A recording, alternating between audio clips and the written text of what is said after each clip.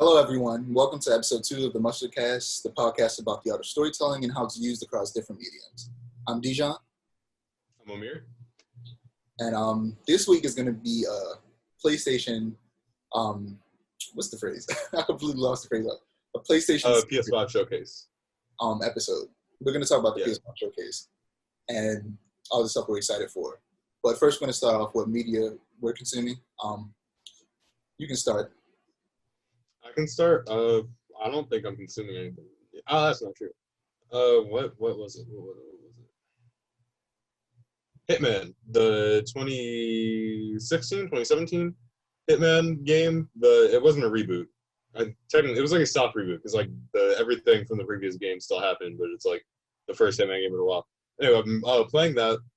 I'm having a lot of fun with that. What else have I been playing? I also started playing Assassin's Creed Syndicate again, like replaying it. I know it's not everybody's favorite Assassin's Creed game. I like it a lot though. And then I've also been rewatching Star Wars Rebels and also. What did you say? I said it definitely has the best parkour. Oh yeah. I don't know. I would think I would give the best parkour to Unity. Like if Unity's like take out the glitches of Unity, I think I'd probably give the best. Oh my bad. I actually meant Unity. I confused. Okay. Unity is no. Yeah. I do like Syndicate though, especially because it just feels. Unity has the best parkour. That's what when you said Syndicate, my mind went to Unity. Because when you said it's not everyone's favorite, I immediately thought of Unity because a lot of people hate Unity. I also don't really like. Oh yeah. But the parkour. Yeah, no, I also don't like Unity. The parkour was fantastic. But Syndicate has a lot of stuff that I do like about it. I like the protagonist. I know a lot of people don't like the protagonist. I like the protagonist of Syndicate. I also like the era that it takes place in. Using like ranged weapons feels so much better. Like using guns in combat just feels like really, really cool. And I'm just like, I don't understand why this isn't. Well, I mean, I understand why it's not a common staple in Assassin's Creed games because a lot of eras in Assassin's Creed, guns weren't a common thing. But just like walking down the street with like a 10-clip revolver and just going like bang, bang, bang, like repeatedly, it feels actually really good and like really satisfying to do. That sounds like a horrible thing to say, but it does. I wouldn't be mad at a Assassin's Creed game that took place in the Wild West. Oh, that'd be awesome to see. A mix between Red Dead Redemption. I feel like the next era they need to do is like some sort of ancient Chinese era of some. I just want them to go to China. They did it. No, we've talked about this before. They did it in a horrible like 2.5D game, and everybody was just like, I liked it. I liked Chronicles. No, I don't think that they're bad games. I just think that they were unnecessary additions to the Assassin's Creed universe. Okay. Those games could have been literally anything else. They did not need to be associated with Assassin's Creed at all. Like Assassin's Creed in Russia and China are two things that people already want. Just make those. Right. They don't need to make it a side game. We want those as main games. Right. I definitely want like a more expanded version, especially of Chronicles China, because I forget what the assassin's name was in that game, but she was actually super cool. She was seen in the I also forget the name of that short, but it was the animated short where Ezio finally got killed, or he finally died at the end because he was a super old man, but he was training her and he gave her the precursor box. And I think it takes place after that. And so like she's a really cool assassin, like a really cool character. And I feel like if we got like a full like actual game that was like an actual Assassin's Creed game instead of like Chronicles, that was like maybe like a Chronicles remake or something like that, but like it's actually like Assassin's Creed, I would really love that. Do you think that Mjolnir will be a weapon in what's that game called, Valhalla? I hope it is. Do I think so? I hope it is. I don't think it will be, mainly because if it was made by the same studio that made Odyssey, it probably would be, because Odyssey had a lot of like godly weapons and stuff like that, and it was also way more on the fantastical side than 90% of Assassin's Creed games. I hope that they have, much like how Odyssey did, they have a DLC that leans into like Norse mythology a little bit more and includes. Oh, that'd be cool. Yeah, it includes weapons like mythological weapons like Mjolnir, because I feel like it would be a missed opportunity not to have Mjolnir be one of the weapons in that game. It would be. As long I feel like if it was in a DLC, people would probably like it. Like one of the DLCs, like the Origins DLC or the Tyranny of King George DLC, where like everything's purposely fantastical because it's not real. But one thing a lot of people hated about Odyssey was the fact that it was so like mystical and like there were gods, there were monsters, there were like superpowers. For me, we were literally just talking about this off podcast, but it was a case of them explaining the like origins of that universe in a way that was completely unnecessary. I think that the idea, here's the thing, everything that they did in that Odyssey, in the Origins and Odyssey DLC with all that fantastical stuff could be separate games in their own right. They could be. I think that much like they did with how they basically turned Prince of Persia into Assassin's Creed and made a whole new franchise. I feel like if there was any time for Assassin's Creed to take a long 10-year break, it would be now.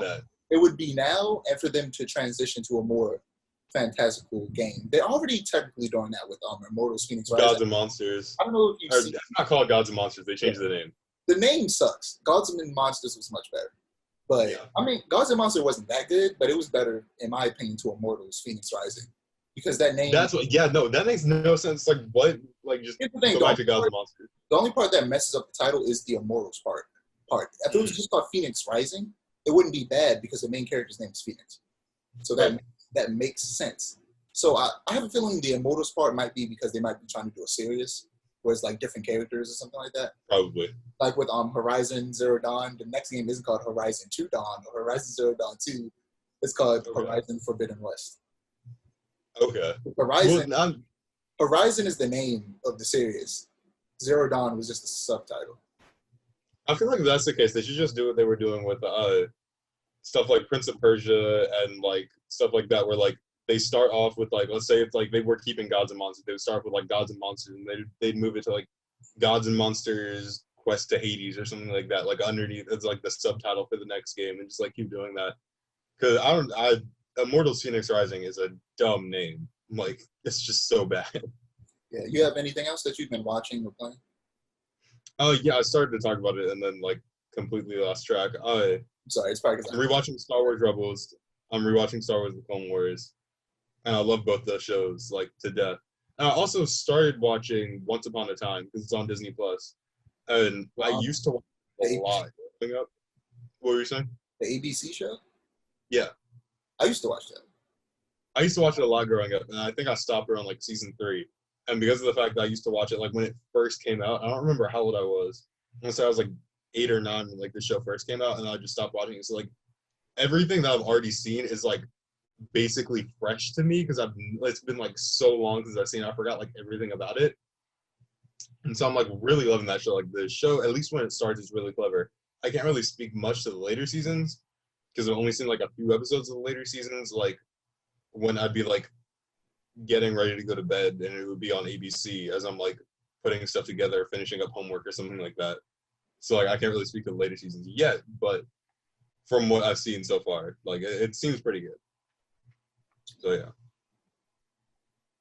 Well, recently, I watched. It was a while ago now at this point, but I watched the live action Ghost in the Shell. We talked about that last podcast, but I hadn't watched it yet. I watched it, and it's good.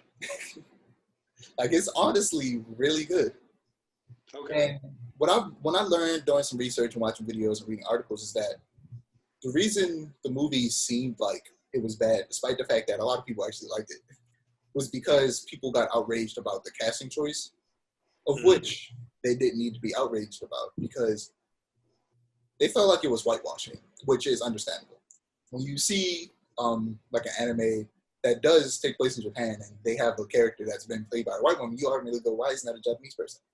And then that's how I felt actually. It's why I never watched the movie back when it came out in 2017. Because I felt the same. I felt like it was just going to be another bad anime adaptation. That's what I felt like. Then I watched it, and I was so surprised to find out that this movie was so good. It is legitimately a really good movie. And they managed to translate the visuals from the anime like perfectly. It looks beautiful. Okay. There's even there's actually two specific scenes that I wanted. That well, I'm not gonna spoil because the scene basically it happens out of order from the way it happens in the original animated movie, but it still happens, and I was waiting for it to happen for the longest time, and when it did happen, I was excited. And there's one that involves her like flexing her muscles. That in the anime when you first see it, it looks weird. It's like the muscles rippling like throughout her skin because they're being strained so much, and it's. I'm like almost disappointed at how outraged people got because the person that helped them cast was the director of the original movie, who was a Japanese man, and said yes, these white people are okay to play these robots, basically. Okay. Because the main character is literally a Japanese person who had their mind transferred to a robot body, and the body just happens to be a white woman's body. Okay.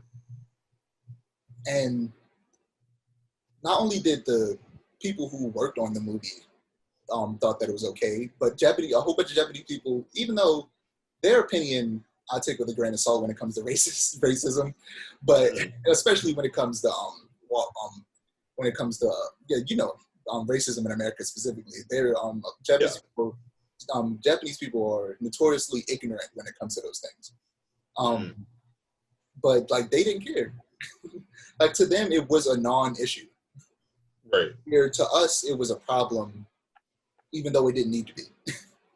Right. Like I said, the initial outrage was understandable, but once you figure out that it doesn't matter and that it actually makes sense, it was no reason for people to no longer to continue to be mad. But I don't want to talk too much about it because then this podcast is going to be way longer than it needs to be. Right. So two other things that I've been consuming. I've started replaying God of War. I started doing New Game Plus. I started a long time ago, and I upped the difficulty, got destroyed, and turned the difficulty back down.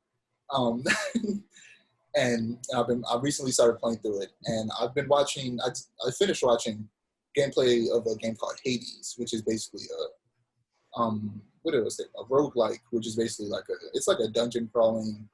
You die, you have to start all the way from the beginning. And you play as the son Zagreus, the son of Hades, and you're trying to escape the underworld.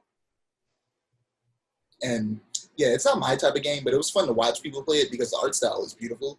I just wish that it wasn't a roguelike game, because if it was something like Devil May Cry and it was the same way where you had to try to get out and you died, you had to restart, but you slowly get stronger and stronger and get further and closer to eventually escaping every time. But it was like an action game.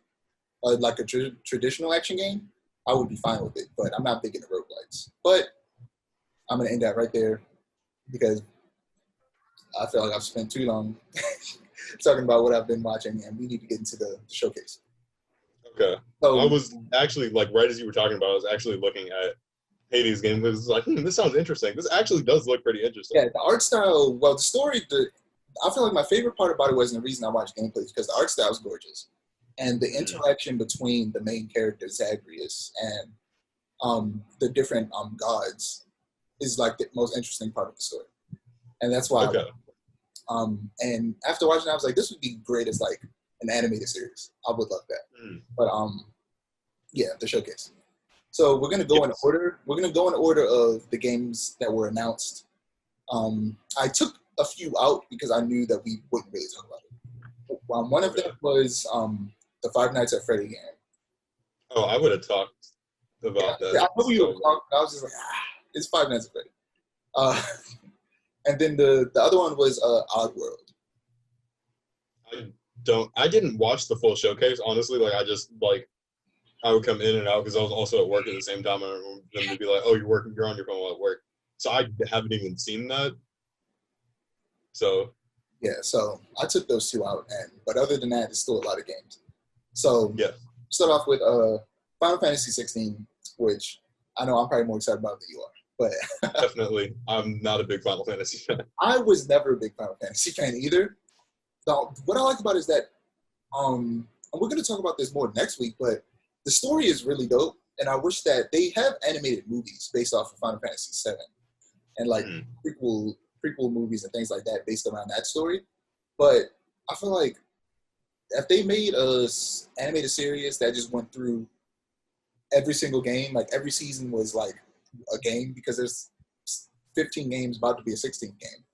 Right. That could And be. that's not including like aren't there like side games to it too? Oh man, when I tell you that Square Enix are their naming system is much like Xbox's. Okay. It's not good. Have you do you know the name of any of the like Kingdom Hearts games? One of them is 2.5D. Okay. It's something like that. It's like the names are really weird. I don't even know how to describe it. I'm gonna get into this later because I need to look up the names and read them to you. But Final Fantasy 16, the reason I'm excited for it is because it looks more like an action game. It looks more like a Devil May Cry or God of War. It's more action oriented because they've slowly been making that transition into action ever since Final Fantasy 13, which was the first one to not be a turn-based game, which I'm not a fan of turn-based games. I'm not a fan of turn-based. I think the only turn-based games I like are like Pokemon. Yep, that's the thing. Yeah. Pokemon is such a good game because it turns people who don't like turn-based games. It doesn't make them like turn-based games, but it becomes the only one that people who don't like turn-based games play. I've seen several people say, I don't like turn-based games, they're not fun, but Pokemon though. Yeah, Pokemon is amazing. Like you could hate turn-based games with everything in your heart, but still enjoy playing Pokemon. The first one I ever played, I think, was Emerald, but this is about PlayStation, not Nintendo. So okay. So what was I saying? Right, I don't like turn-based games, and Final Fantasy used to be turn-based. And 13, they transitioned to action, and with 7 Remake, it's action-oriented, but with a combination of turn-based, which I actually really like. And I want every turn-based game ever that has a dope story that I would love to like experience, but won't because I don't like the gameplay, to just start doing what Final Fantasy 7 did, which is basically you attack normally, and you could but there's this system called ATB where you press I think it's circle, and I think I remember this. I was playing it yesterday actually, Final Fantasy 7 Remake. Time completely stops. It doesn't stop, it slows down. And you basically have to go through much like a turn-based game, you go through your attacks and you choose an attack. I do remember that. And do your attack. And you basically have to build up a bar. There's 2 bars. You have to build up a bar or 2 bars to be able to perform one of those attacks or use one of your items. So to build up that bar, you have to do normal attacks. Just go up to them and mash square until the ATB bar fills up. It fills up by itself, but slower than it would if you attacked. And then once it's filled up, you press circle or R1, and you get those options of those attacks, and it combines that way. They're combining action with turn-based, and I really like it. And if every turn-based game did that, I would play them all. Right. Yeah, I remember that a little bit from the demo because I did play the demo. And at first it was really confusing. Granted, I only played the demo through like once, so I have no clue if it gets like any simpler. But I do, yeah, no, I remember that from the demo. And I'm trying to think. I feel like just every turn-based game, or like almost every turn-based game, should get a remake and just like non-turn-based stuff. Like that should be. Oh, go ahead. No, go ahead, finish. I'll say that. Oh yeah, no, I'm just like, I feel like every turn-based game should get like a non-turn-based remake because just like it's so much fun just doing like actual non-turn-based stuff. And I feel like every time I see a game that gets like called like a remake or something like that, I always think of like Final Fantasy VII or the Resident Evil remakes because I'm like those are like true remakes where like they change basically everything about the game, but like keep the story and the characters and stuff like that. Yeah, like going as far as like Final Fantasy, they change like the game mechanics, like the core mechanics of the game. Yeah, because I feel like turn-based gameplay is just much like how the tank controls from Resident Evil and the fixed camera were outdated. I feel like turn-based combat is outdated. Oh yeah. I don't feel like it's something that needs to 100% go away. I feel like it's just something that needs to be adjusted and changed. Like Mm-hmm. like they didn't completely like do away with all of the core elements of Resident Evil. They just made you able to. There's an over the shoulder camera that you can control with the right stick, and you aren't as slow and like tanky like tank controls. The name of tank controls suggests. You're more nimble and it's easier to move around. Right. And with turn-based gameplay, I feel like the natural evolution of turn-based gameplay that still holds intact all the things that people who enjoy turn-based combat. It, I completely what I was trying to say just disappeared. The natural evolution of turn-based combat is Final Fantasy VII Remake. It holds intact what people enjoy about turn-based combat while also adding hack and slash combat and like regular just action-oriented combat. It combines the two almost perfectly, and I love it. Okay. I was gonna say the last turn-based game I played, I actually played a lot of it, and then I stopped playing it because it took me I played 80 hours of Persona 5. 80 plus hours. It was like 85 or 86 or something like that. And here's the thing. I knew 100% after playing this game, it took me a year to get to this point because I was playing it on and off, that I was on like the last level. I knew it. But I couldn't do it because I got tired of combat. I played 80 hours of that game because the characters are fantastic. The characters are fantastic. The art style is fantastic. The everything you do outside of combat is fantastic because most JRPGs have you run around the city for a little bit and do a whole bunch of things like that. That stuff was cool. The combat was fun until it wasn't, and that's basically what RPGs are to me. It's even the same with Pokemon. I'll play Pokemon for a while and then just stop because it gets boring eventually because that combat is annoying and I can't deal with it. And I just don't feel like it. It's also, RPGs have a certain level system that I feel like I don't like. You know what? I think I know what the problem with RPGs is that Pokemon fixes that makes people like it more. Because with Pokemon, it's a more open area. And you just go around that area and you stumble upon a Pokemon and you find it. You take it. Persona 5 is literally the same way. You stumble around a palace, you stumble upon an enemy, you fight it, and you have the option to either, defeat it outright or take it and make it one of your personas. The only problem is I feel like the map style is so limited and keeps you on a straight and narrow that you feel like you're forced to just do the same thing over and over again and eventually just gets boring. Mm-hmm. But it basically it just needs more variation. I feel like it doesn't have enough. And that's what a bit of hack and slash does. It adds in some new stuff. Okay. But yeah, we'll go into next. I feel like you want to say more? Yeah, I was just saying the last thing, completely last thing. I feel like the only turn-based game that I really like are turn-based strategy games. Like regular turn-based games, like turn-based combat, where it's 1v1 or 4v4 or something like that. Turn-based combat, that always really that gameplay gets really, really boring. I feel like I've put down more Pokemon games that I completed specifically because of that, because it's just oh, I finally have your Pokemon down to 1 health, and then there's oh yeah, I have a full revive. Boom! And I'm just wait, where did that come from? You can't see anything your opponent's about to do. You don't know what they're about to do.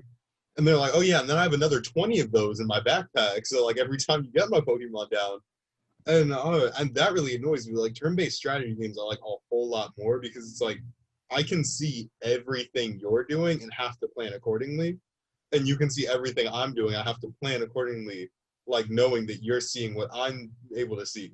Yeah, it's and I much prefer that. For me, that's more the idea of something like that is more like chess. You go back and forth, like you said, seeing what the other person is doing and understanding what they could potentially do based on the moves that they've made. And that's fun. Like I said, I enjoy chess, so I also would enjoy turn-based strategy games because it's very similar to chess in that way. But the next game we're probably going to spend the longest time talking about, because the second game Yes. they started off big with a super popular franchise that looked cool, and then they went straight into another super popular franchise that looks even cooler with Spider-Man Miles Morales. So Yes. for the people who don't understand what this game is, because admittedly they weren't very forthright with explaining what this game was, like off top. And it is essentially, they say it's full game, and it technically is, but it's technically not, and that's why people are confused. Because they basically keep tiptoeing around what it is. The simple fact is that, no, it's not a full game. If it was a full game, it would cost not even $60, it would cost $70, because the price of games is going up from 60 to 70. Right. Because the version of Miles Morales that includes the enhanced version of the original game, the first Spider-Man game, it costs $70, and Call of Duty Black Ops Cold War also costs $70. So games are starting to cost $70, but this game costs $50, and they only do that for games that aren't full games, and they did the same thing with Uncharted Lost Legacy. It was like $50, so $10 less than games were back then, and it was a standalone game, but standalone game doesn't mean full game, because technically it's a full game. It's a completed story from beginning to end that you'll enjoy just as much as if it was like the 25 plus hours of like a Spider-Man game. Right. But you're not going to get, well, you probably could get 25 hours in this game, if I'm being honest. Oh, yeah. In open world games, like turn the difficulty all the way up, do all the side missions. In open world games, you could easily get so many hours. Yeah. So really, you can get a lot of hours in this game, but I don't think you'll be able to get as many hours as you would if it was a true Spider-Man 2. Like the sequel, the game that they are probably going to call Spider-Man 2 is going to be longer than this game. For anybody that was confused on what this game was, it's a standalone game. It's going to be good. It's going to be cheaper, but it's not like a full Spider-Man game. It's not a true sequel. It's like, I hate to call it a side game, but it is. Yeah. Because this character's great, and the game looks great, and I hate to call it a side game. But I'm pretty sure it's still going to include the entirety of Manhattan. And plus, it's also going to be snowing because it's going to be winter. So the map's going to look different, and it's going to feel different. Right. And there's a new Roxxon building, so things are going to be different. But it's a shorter game. It's not a full game, like I keep saying. But that besides the point. Despite that, it looks dope. Me and you discussed a couple weeks ago that we weren't sure how they were going to make Miles different from Peter, because Peter already had a bunch of electric, not only electric, but also gear that turned him invisible. So we were like, how are they going to make Miles different when Peter literally has a whole bunch of gadgets that basically makes him do all the things that Miles' additional powers allow him to do? Boy, literally turn on the. Oh, boy, go ahead. I was going to say, boy, were we wrong, because they completely different from Peter.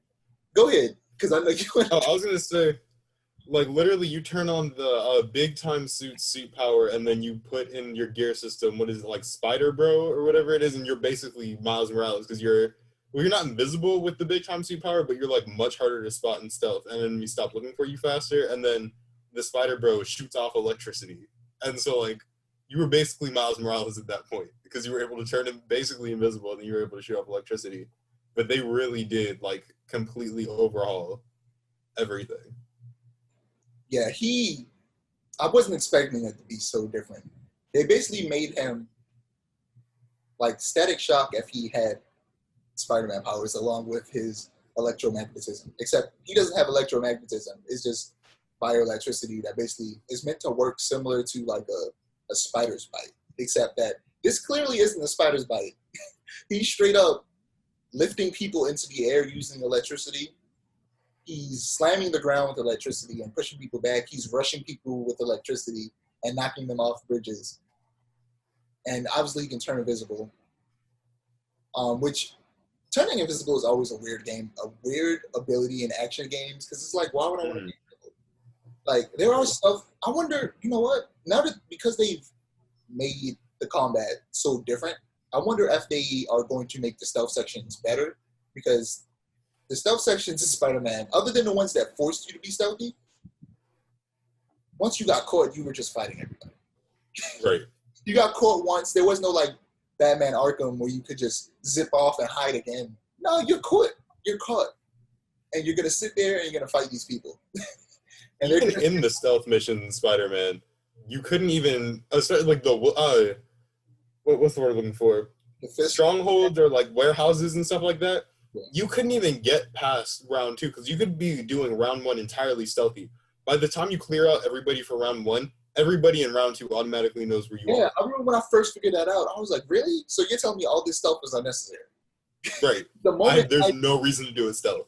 The moment I defeat everybody just rushes in and it goes wave 2. And I'm just, right.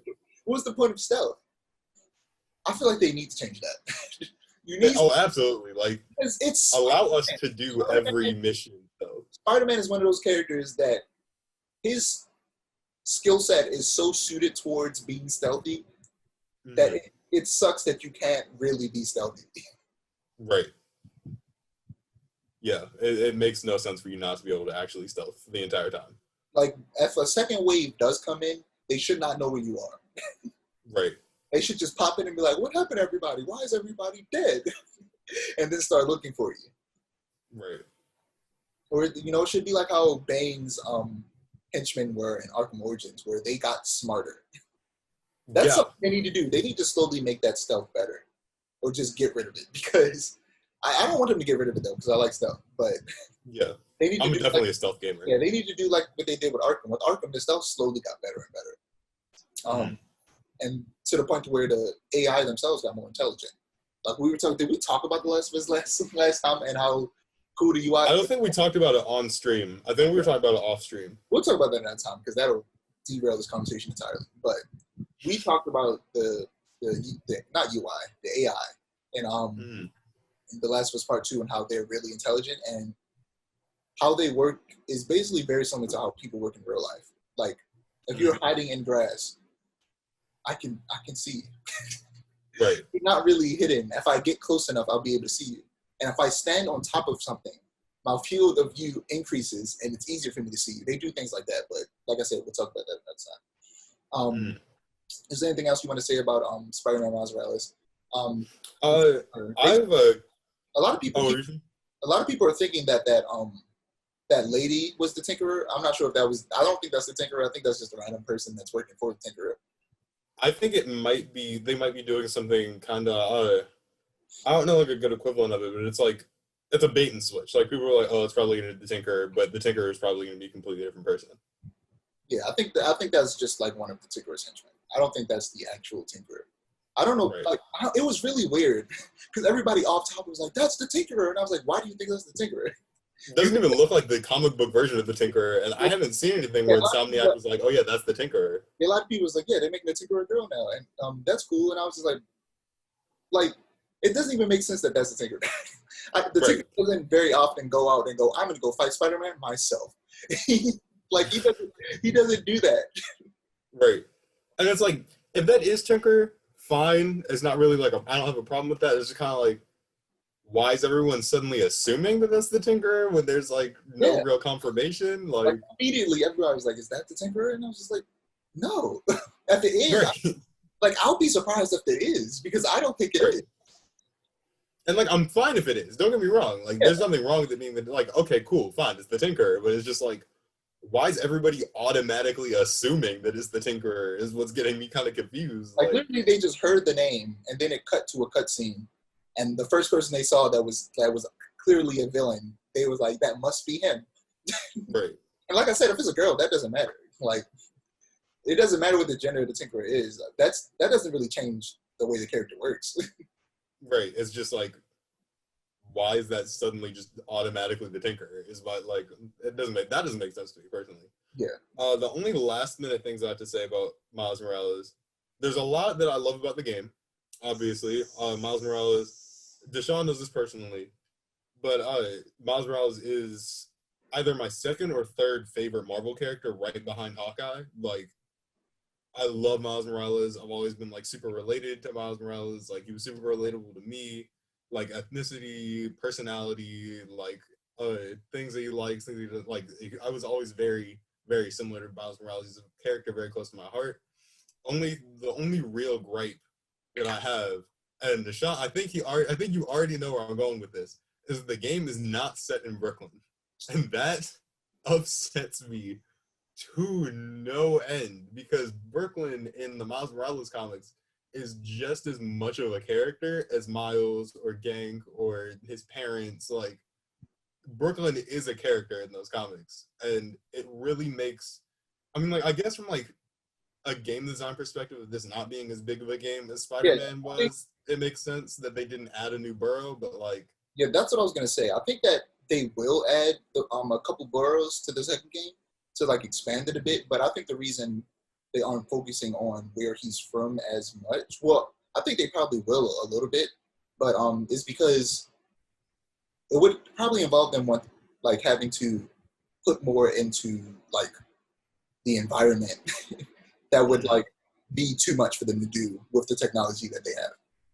right? Because then they would have to make like, because right now he's in Harlem, right? They would have to try and do like make it, like you said, a character on itself, and which it might be possible for them to do that. Like, I personally feel like they could just do this. They could do a similar thing with Harlem that they did with Brooklyn for Miles Morales. But I just think it's a lack of just capability at the moment, and they want to focus more on the people closest to him rather than purely where he grew up. I mean, I feel like they can definitely make Harlem as much of a character as Brooklyn is. It's just like they make a lot of references, especially in his current series, to like people that are from Brooklyn, and like Miles relating to certain people that are from Brooklyn or certain aspects of Brooklyn itself that don't translate to Harlem. And on top of that also, I think I mentioned this like once, but it also kind of like makes me a little bit upset as to the fact that Harlem, we've already seen everything in Harlem, and Harlem is one of the smallest districts in the original Spider-Man game.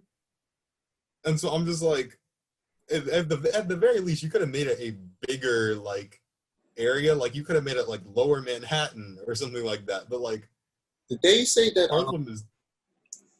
Did they mention if he was like, maybe he in the game he might be from Brooklyn, but he moved to Harlem or something like that? I don't remember so. I don't think they've mentioned that. I know that they just moved to Harlem. Like, I think that was mentioned in one of the press releases about the game was Miles and his mom just moved to Brooklyn, or not moved to Brooklyn, just moved to Harlem. Yeah, they might. I don't know where they said it from. Yeah, they might make that a part of the story where he was from Brooklyn, but they moved to Harlem for whatever reason. I hope they move him back to Brooklyn, or like he's moving to Brooklyn or something in either the second Spider-Man game, or like it's mentioned at the end of the Miles Morales game, is that he's moving to Brooklyn or moving back to Brooklyn or wherever he's going. You know what? That is something I hope they do. I am really disheartened at the fact that they haven't showed us much of anything about a game that's coming out in like 2 months. That's true. Like this game of like chicken that Xbox and PlayStation was playing for the longest time, like, made them hold off so long to tell us absolutely anything, especially PlayStation. PlayStation took forever to tell us, to show us what it looked like, to tell us anything about the games. It took them forever. It wasn't until like 2 months ago that they had that first showcase, and everybody was in the game when they finally showed us what the PlayStation looked like. The system, like 90% of the games we're talking about, they're all coming out like next month.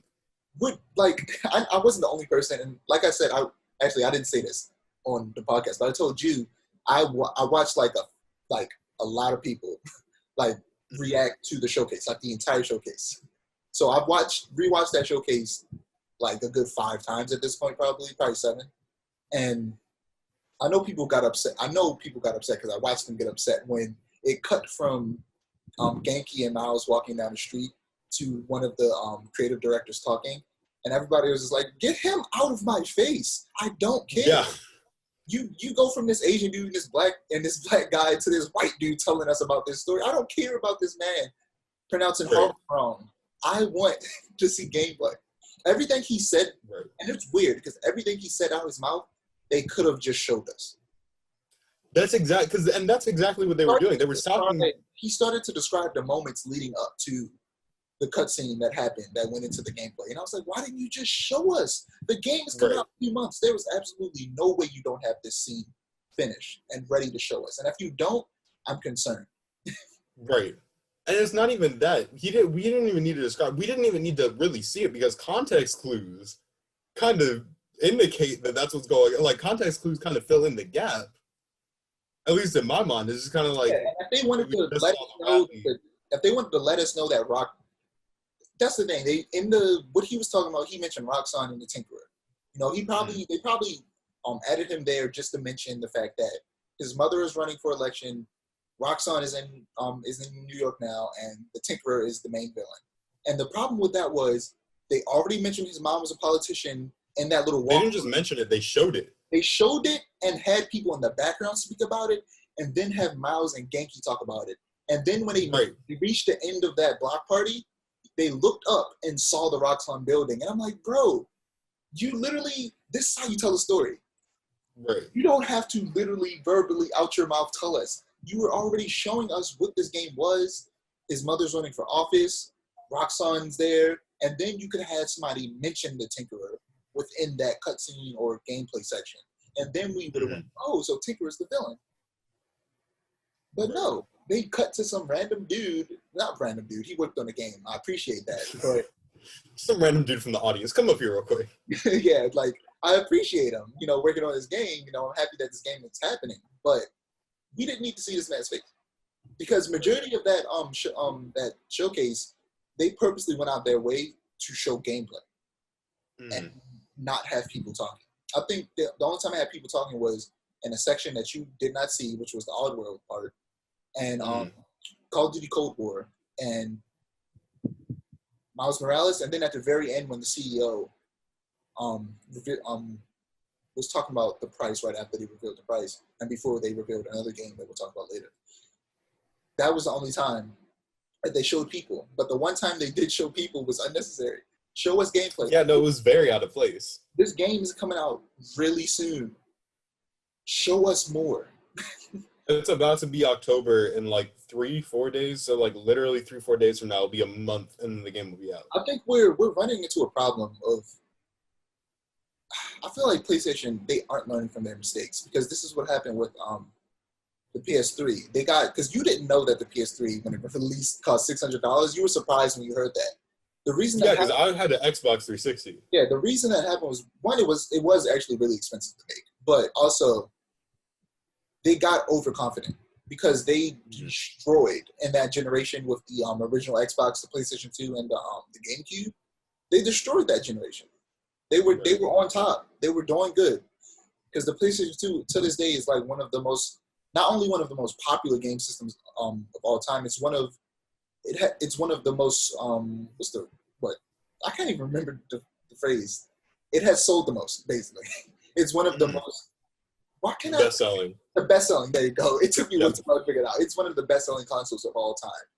When you said sold the most, I was like, is he really struggling with best-selling? I was like, wait a minute. I couldn't find the word for it. But yeah, it's one of the best-selling consoles. So they got overconfident. I'm pretty sure the PlayStation 3 did cost a lot to make.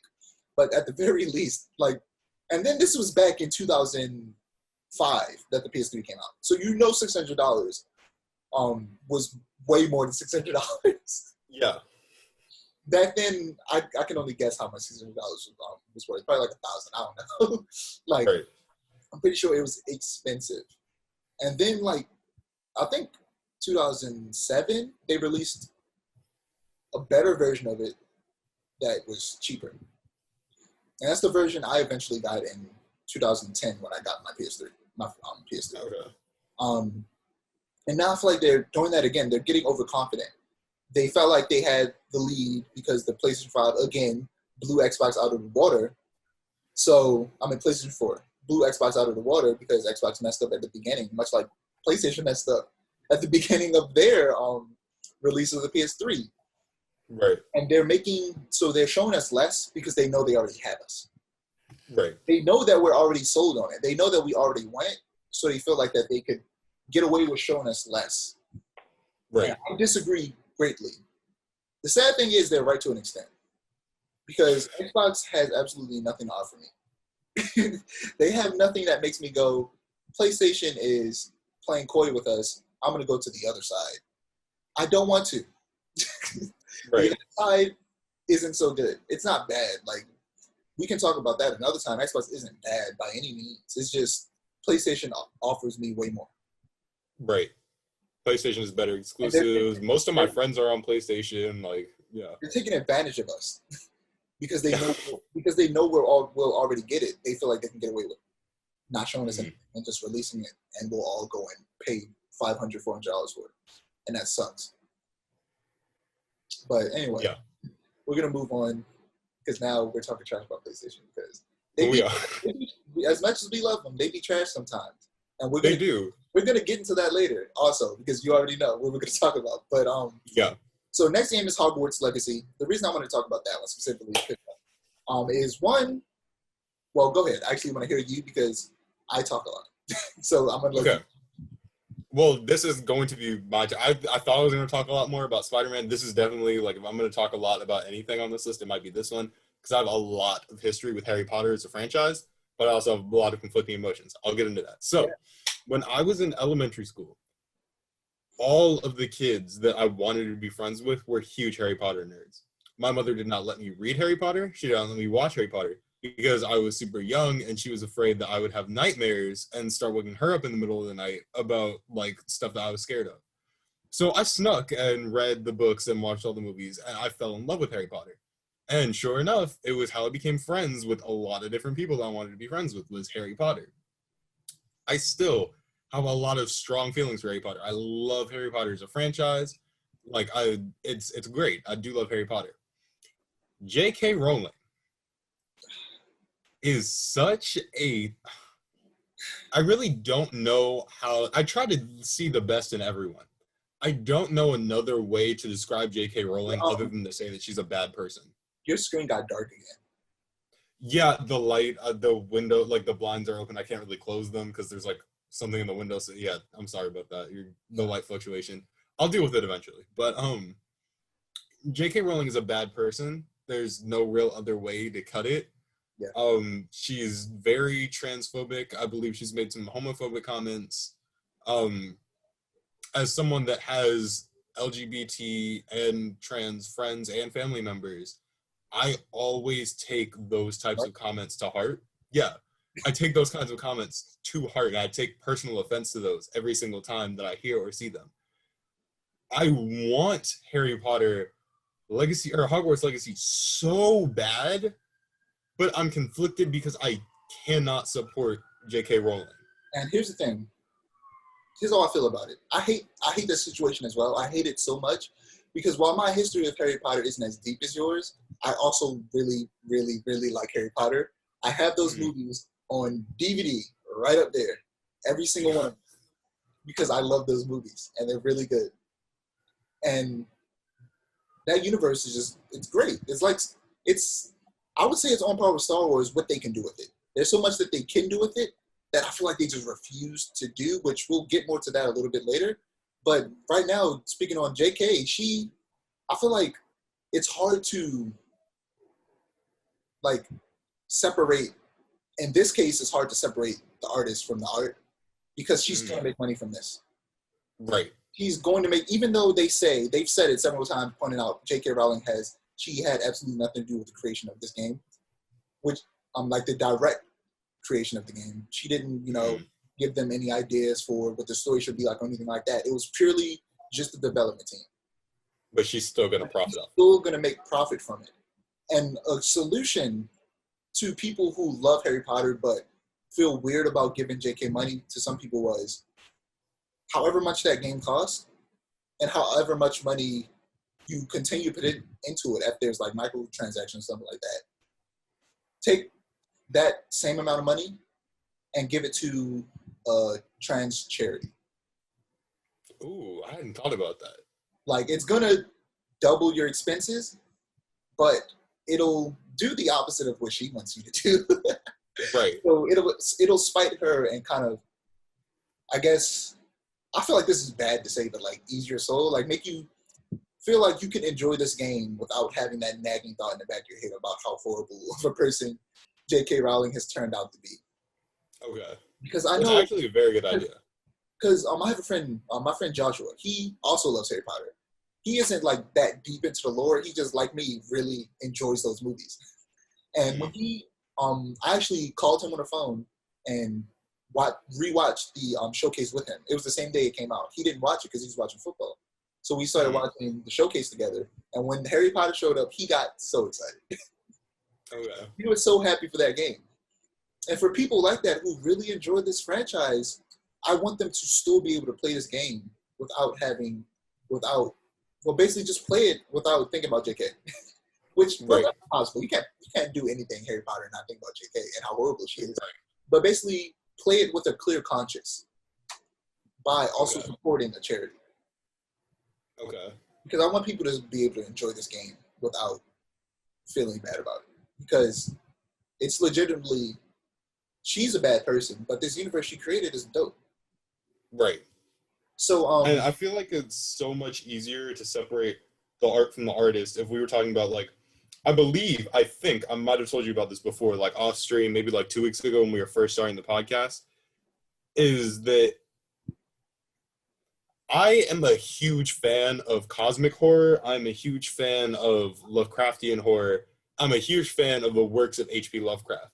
I would consider myself a horror superfan, and out of everything horror, it's all, like, my favorite stuff is all cosmic horror or is all H.P. Lovecraftian horror, Cthulhu mythos type stuff. It is so much easier for me to support the works of H.P. Lovecraft, who was a devout racist, homophobe, xenophobe, didn't believe in math or science type person. Because he's dead. It's so much easier for me to, like, read, support his works, like, go see all this different stuff, because he's been dead for, like, 100 or so years, and he cannot profit off of this stuff anymore. Yeah. And, like, the people that do profit off of this stuff have openly said, we do not support the views of H.P. Lovecraft. We believe that he was a homophobe and a racist and all this stuff, and we don't support that. Yeah, for me it's like, and so, oh, go ahead. I was gonna say, like you're saying, it's like when the person who made it, even though they were horrible, aren't making a profit from it, that's when it's easy to separate the art from the artist. And there are some cases where the person isn't making a profit off of it, but I still can't support them because maybe what they made directly correlates to the horrible things that they said or done or did.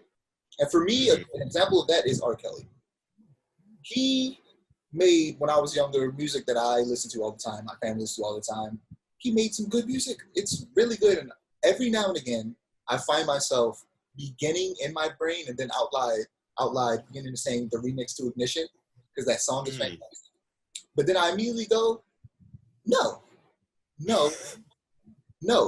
because he was an R&B singer. What do R&B singers, what do they sing about? Tell me. They always sing about sex and love and all that type of stuff. Exactly. His songs directly have to do with the horrible things he has done. Right. But he doesn't make money off of it because he's illiterate.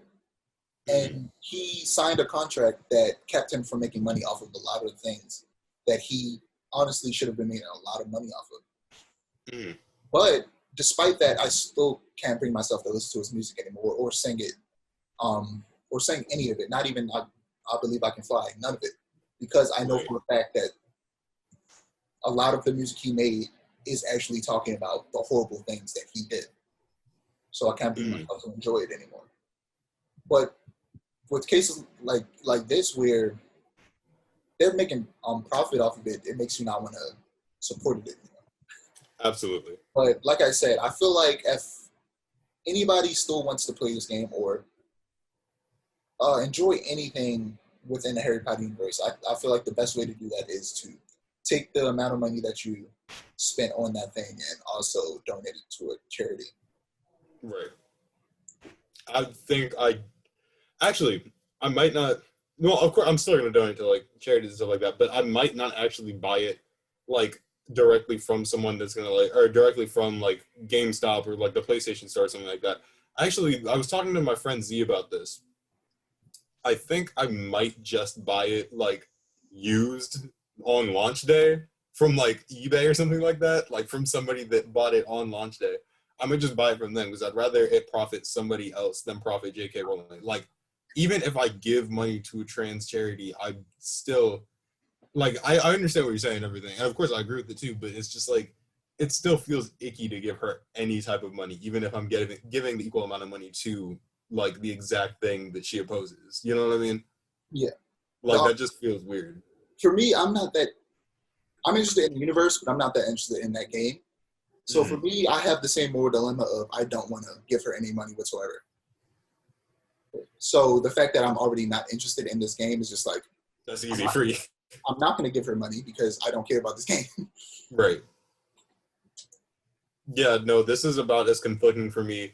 You know how much I love Star Wars. People on the stream, or people that watch our podcast, don't know how much I love Star Wars, like how big of a...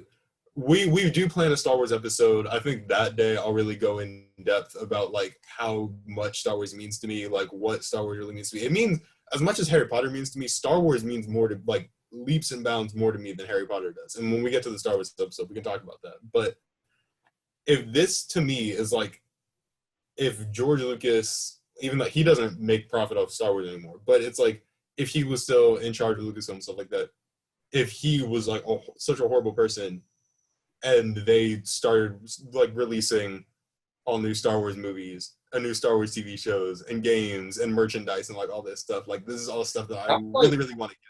Because Star Wars has been around a good 20, 30 years more than Harry Potter has.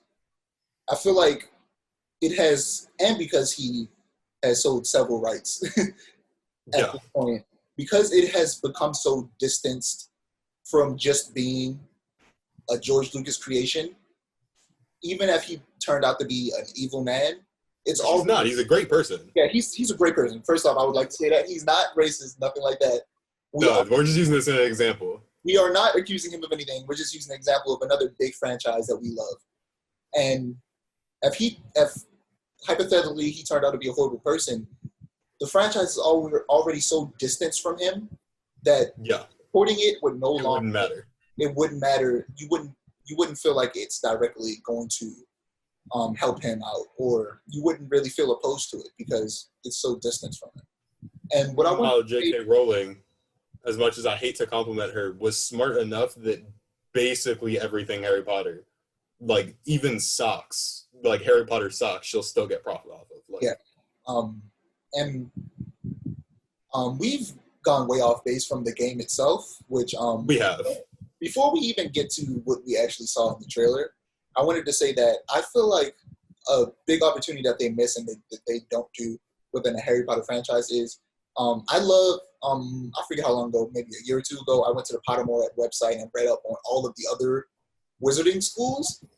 Mm. Okay, look. Stop going back to Hogwarts. There's a school in Africa, and it's dope.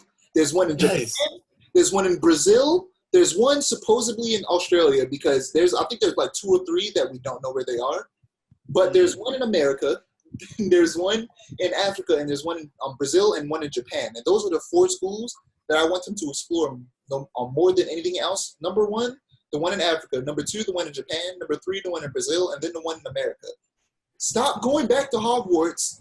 Stop going back to the European wizard schools in general. We know there's one in Russia. We know there's one in France. We know there's one in Germany too, right? Yeah, there's one in Germany, I believe. There's like I think so. A lot of them are clustered in Europe. But there are what I'm doing. I'm trying to find my laptop charger. I just want to let you know. Yeah, there are other ones outside of Europe that we can explore that are so cool. If I'm not mistaken, the one in Africa, they don't even use wands. Oh, that's cool. Yeah, I didn't even know that. That's actually really cool. Yeah, I'm gonna have to look up them again, but stop going to Hogwarts. I don't care about these white people. I want to see other races and the way that they do. I want to see other cultures and how they deal with magic. Right. Because And she built a super interesting universe, and we know for a fact, even if they these other schools didn't exist, there would be absolutely no way that other cultures didn't do magic in some type of way. right. And I think it would be really interesting to see if like like if it was just one universal magic system like the one we see in Harry Potter that Hogwarts uses, or if there was like different magic systems with different properties from like the different cultures. Because for like the American ones, there could be like Native American based magic. For like African ones, there could be like shaman and like So no voodoo is still African, right? Like because I'm thinking like Louisiana and stuff like voodoo, that. But I think voodoo from is Africa. it's from the islands. What are But the the way I'm thinking of it though, because I know it did originate, or I know it did come from the islands, but like, wasn't it like from African slaves that were taken from Africa and yeah, like brought to the yeah, islands? Like, because, yeah, it's definitely technically from Africa because everybody from those what is that area called where the islands are, like right below Florida? I forget what that area is called. I don't want to say it's the Caribbean because I know it's not the Caribbean, but I'm thinking of Like, the Caribbean. yeah, I'm sure people watching know what we're talking about. The Yeah, area where the Bahamas and stuff are. That area right, is where like voodoo is like a big thing. That's why it's so prevalent in like New Orleans, because those islands are literally right below New Orleans, and a lot of people, like a lot of the black people in New Orleans, kind of like stem from those countries. And right, but like you said, it came from Africa, went to the islands, then up to America, or right. like New Orleans and like Florida and those areas. So And like like that's what I'm thinking. Like that would be a really cool thing to explore. Is I like think if they have. I think Oh that god. it is one magic system, but the way where other it's like religion Mm, in different cultures, the way it's used, where they believe the source came from, and things like that is different. Much like religions, how there are different people who believe in different gods. People believe in mm. different ways that magic is meant to be used, the way it is used, and where it came from. That's why I think it matters. That's that's more of what I was talking. You basically explained it a lot better than I was trying to, but that's basically what I was thinking. Is like there are other I'm to a ways. Harry Potter podcast. That'd be great, actually. But there are other ways that magic is used because there's other ways that stuff like religion or electricity and stuff like that is used all over the world in different cultures. And it's actually funny because I remember a YouTuber talking about this, and it's been a while since I've seen or read Harry Potter. But the YouTuber was talking about like a theory. I don't remember what YouTuber it was, but they were talking about a theory that Hogwarts and like Britain and all those wizards are actually really like far less advanced than the rest of the wizarding world because of comments made in Fantastic Beasts and Where to Find Them, and then comments about like delinquent wizards having to be trained, or delinquent wizards in Britain having to be trained by Hogwarts or something like that, because it was much more dangerous just to have them out in the open untrained than it would be to have them at Hogwarts, despite the fact that they were delinquents and stuff like that. And so it's just like, and I don't remember if that was fact or if that was a theory. And if somebody watching this has seen what I'm talking about, then please correct me because I don't remember where it was from. I remember seeing it on YouTube, I think. But like if Britain's wizarding school is like so far less advanced than the rest of the wizarding world, then what does like advanced wizardry in the rest of the world look like? You know what I mean? Yeah, because they always show how they basically completely distance themselves from the what they call Muggle world. They completely ignore all of the technology that they've created and all of that Right. stuff, and they live in their own little universe where the technology they use is solely based around the magic that they've created. And I'm Right. sure potentially in other countries, they probably have wizarding schools where the modern technology has become more integrated with modern magic. Very much so like a combination of the two. In my mind, I'm imagining things like how Legend of Korra, the evolution of bending, went from it's along the same lines of the evolution of martial arts, where boxing and reality is the most practical form of martial arts on the planet. One of them. One of them. But technically, the most practical is mixed martial arts because it mixes different things and makes basically like a perfect martial art. And that's why majority of the characters in The Legend of Korra practice mixed martial arts. And the way they fight has mixed martial arts movements rather than the big grandiose way that benders used to work like 70 years ago back when Aang was alive. Things have become more simplified and basically more efficient because things have gotten better over time. Because another thing we never see in Hogwarts, we haven't really seen modern day wizardry.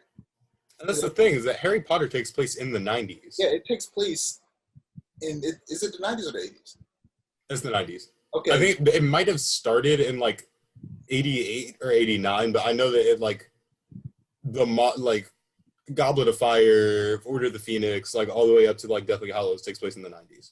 First off, I want to say that we're gonna, after this, we'll quickly talk about the game and then kind of breeze past all the games that aren't that important because we've been talking about Harry Potter for a long time. So we haven't seen what like 2020 magic looks like because we've only seen 90s magic, and then they went even further back with Fantastic Beasts. And then in this game, they're going to the 1800s, like it's like 1800s. It would be interesting to see like modern day magic. Failing that, at least early 2000s magic or something like that. But yeah, moving on and talking about the actual game, they didn't show much gameplay. They showed a little bit of what it's going to be like, where it seemingly is going to be an open world. It's going to be open world, but a lot of it's probably going to take place in Hogwarts. And you could probably go to classes and learn different things and stuff like that. But I'm not 100% sure what this game is going to be like. You might have more insight into that than me because you being a Harry Potter fan have probably looked further into it. I actually have not looked further into this game, honestly.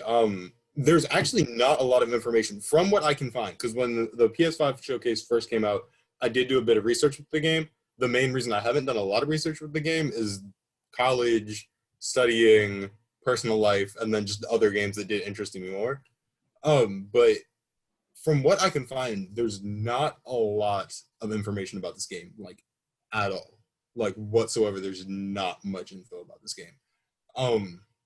There's a few rumors that it's going to be, like, not open world, but a few rumors that, like, Hogwarts is going to be, like, really big and very open world as opposed to just, like, open but linear, if you know what I mean. Yeah. But it's not, there's nothing really concrete to my knowledge. Watch as we're saying this, there's going to be like a giant info dump that just comes out. I can feel it. But at the time of this recording, to my knowledge and from what I've seen, there's not a lot of info about the game. Yeah. So yeah, there isn't much else to talk about the trailer itself. It just showed that, like I said, it's going to take place in Hogwarts. It seemingly is an action game. So if you're wondering the type of gameplay it is, it's more action oriented.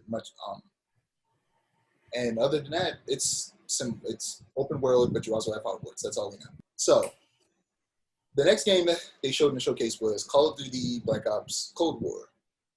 We're probably not going to spend much time talking about this. It's Call of Duty. It's another Call of Duty shooter. I love first-person shooters. I actually love Call of Duty, and this game looks like it's going to be another run of good Call of Duties. I feel like starting with World War II, which you love, and also it's my favorite Call of Duty. It gets a lot of hate, but it's my favorite Call of Duty. I haven't played it, but I'm sure it's actually really good from what I've seen. It looked good. This seems like with this one, the last game, which was a Modern Warfare reboot, which the Modern Warfare games are my favorite Call of Duty games. Which I have Modern Warfare reboot. It's a huge file, but that's besides the point. And with this game, they seem like they are making good games again. Yeah. For a while, the games were a bit stale. They weren't bad. They just weren't particularly good. Because it became a regular thing because it's yearly. They make a Call of Duty every year. So they just became boring because it was the same thing every year. So this one looks like the story mode at the very least, because despite the fact that it's a primarily multiplayer game, the story mode is my favorite part of Call of Duty games. Same here. Nobody ever plays story mode. I love them. Yeah, so... And the story mode, I feel like the story mode in Call of Duty games are traditionally bad story modes. I don't think so. because I think there's like 10 Call of Duties. The fourth one, I think, is when the story started getting good, because that's my personal favorite Call of Duty all time. Modern Warfare, Call of Duty 4, Modern Warfare, and then Modern Warfare 2 and 3 also had good stories, continuing the story. And then the reboot is also like a really, not just a good story, but a very cinematic story. Like it could be a movie. Like it could be a war movie. It's a good movie. It's a good game. I almost call it a movie. Same thing with you played World War II. I don't know. I can't speak on the story of World War II. Okay. Because I don't want to spend a lot of time on Call of Duty. Oh, yeah, we don't want to spend too much time on Call of Duty. The only Call of Duty games I would say that have a good story, and this is just my personal experience, or my personal opinion, the Modern Warfare trilogy, Black Ops 1, World War II, and I didn't like the story mode for Black Ops 2, honestly. World War II, even though there were like some historically inaccurate like stuff in World War II, it felt like a movie. The graphics were amazing. It was cinematic. I loved it. Infinite Warfare, which I feel like a lot of people are going to jump on me for. I liked the story mode for Infinite Warfare. Like it was a pretty fun and entertaining story. And the Modern Warfare remake, which I've only seen bits and pieces of, but from what I've seen, the story mode was pretty good. Ghosts also has some elements of the story that are okay. A lot of it just wasn't great though. But I'm very optimistic for this new Call of Duty game. I like the Cold War as a topic. It sounds weird to say that you have a favorite war, but the Cold War, if I had to choose a war, my favorite would probably be the Cold War, just because it's like a lot of spy stuff was going around that time. If you know me, you know I love spies and I love secret agents, and that the big boom of like what you would consider like James Bond gadgetry and spy work and stuff like that was going on around like the Cold War. And I don't know, I just like Cold War. So because that that Harry Potter part was so long, I might clip that and post that by itself. I'm still gonna keep it like with the entirety of the podcast, but a lot of popular podcasts that I watch, they like clip the podcast and post certain like clips of the podcast that they really like on social media. Especially since Instagram allows for some super long videos to be posted now. So I might post that like 15 minutes of us talking about Harry Potter on Instagram. Okay. But yeah, like you said, Cold War, the story looks like it's going back to like the first Black Ops story. Because Woods is on it. You play as Alex Mason, seemingly. I'm not sure if you play as Alex Mason or the other dude. No, I don't think the other dude there was Alex Mason, because there was three of them. It was Woods, you play as Mason, and then there was another dude. So it looks like it's going back to that original Black Ops story, where you play as Alex Mason, the first Alex Mason, not Junior, from Black Ops 2. Yeah. Moving on, Resident Evil 8. I love Resident Evil. And recently, yesterday, they announced there's going to be a new animated series, but we'll talk about that next week, because we have still a lot of games to talk about. Yes. So, Resident Evil 8, it's first person like Resident Evil 7 was. Those are the only two, as far as I know, the only two games, Resident Evil games that are first person, which makes it that much more scarier, because your line of sight is very limited. Because unlike in a third-person game, you can see everything around you in like a 360 view, like a horse. We're not horses. We're humans. So it being in first person, you're only able to see what's in front of you. Right. So anything can sneak up on you, and it makes it a little bit more terrifying. They also added werewolves, and I love werewolves. We talked about this. We've talked about this off stream, yeah. I love werewolves. So that's always dope. Anything that includes werewolves is fun to me. And I've wanted them to add particularly werewolves and maybe even vampires, even though that would make Resident Evil super wacky. But Resident Evil has always been super wacky to begin with, so it wouldn't be that weird. Yeah. It would not be that weird for them to add vampires. And I'm sure they could come up with some super convoluted T-virus way of explaining vampires and werewolves. And I'm pretty sure around like Resident Evil 5, it just stopped being scary and started being like action-y and like 5 specifically. It started with Resident Evil 4, which is more action-oriented, but it's considered the very best Resident Evil game. 5 was 100% action. Chris Redfield literally punched a boulder, and I remember that, a giant boulder, which obviously a normal human wouldn't be able to push. He punched it, and it rolled over, and it made no sense. But that's besides the point. At that point, they stopped being humans and started being super soldiers. 6 was all action, no horror. 7 was a return to horror, and 8 is a continuation of that, and it seemingly is going to be very similar to Resident Evil 4 in terms of setting and enemies, because Resident Evil 4 is their most popular game, and it's considered the best game. So with Resident Evil 8, they're trying to be more like Resident Evil 4, basically. And it makes sense because it's the 8th game, therefore the 4th game after Resident Evil 4. So that for them to turn to something similar to that with the 4th game after the 4th game, it makes sense. Next one is Deathloop. Got like start. I think we should start going out of order because the last 2 things we're going to talk about is going to, well, Deathloop and the second to last thing we're going to talk about is going to be an extensive conversation. So the very last thing is we're going to talk about that right now is God of War.